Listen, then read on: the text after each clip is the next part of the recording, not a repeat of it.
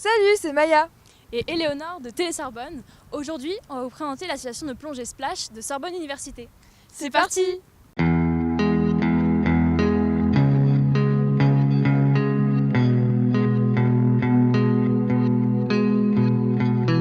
Elle existe depuis 2012. Elle a été montée par les anciens qui participent toujours aujourd'hui à nos stages et à la formation de nos adhérents. Ils sont initiateurs et donc voilà, ça fait 12 ans et on espère que ça va continuer pour un bon moment encore.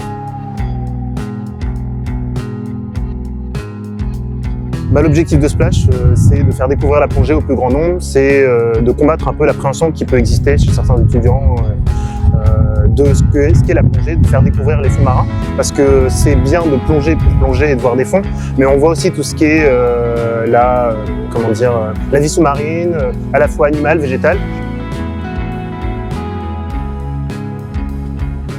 Alors actuellement, avec la Covid, c'est un peu compliqué, mais généralement on est entre 30 et 40 adhérents. Tous, on se connaît tous très bien et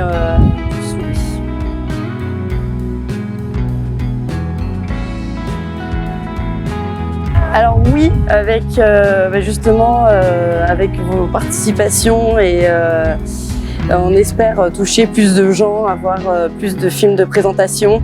Parce que pour l'instant, on a notre site internet, on a également Instagram et Facebook, mais c'est vrai qu'avec les universités fermées, c'est plus compliqué. Mais donc on essaye d'élargir notre périmètre d'action. Donc on organise des séjours souvent en Espagne, à Estartit, sur la Costa Brava.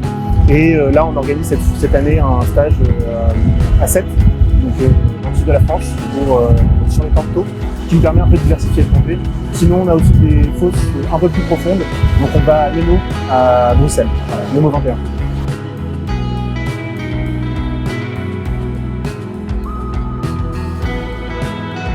Justement, oui. On organise des fosses. En fait, à l'origine de cette association, il y avait un cours qui avait été organisé par la Sorbonne Université, qui a malheureusement dû fermer. Donc, on avait des cours à la cité universitaire où on plongeait en piscine pendant 2 heures tous les mercredis soirs. Et aujourd'hui, donc l'association a repris ce rôle. Donc, on organise des fosses le samedi ou le dimanche, 2 fois par mois. Moi au départ c'était on va dire compliqué parce que j'avais peur de la plongée. Je n'avais jamais imaginé pouvoir plonger un seul moment.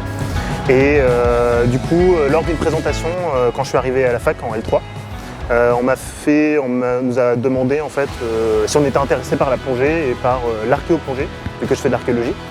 Et je me suis dit que ce serait une bonne opportunité déjà de combattre ma peur.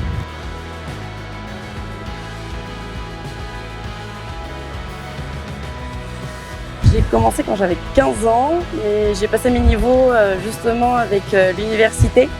Maintenant je suis niveau 2. Comment vous dire, c'est assez extraordinaire en fait, justement cette sensation de pouvoir être sous l'eau, de respirer sous l'eau et de voir une faune et une flore qu'on ne pourrait absolument pas voir en étant sur un bateau ou même sur terre à travers des photos. Tout le monde est la bienvenue.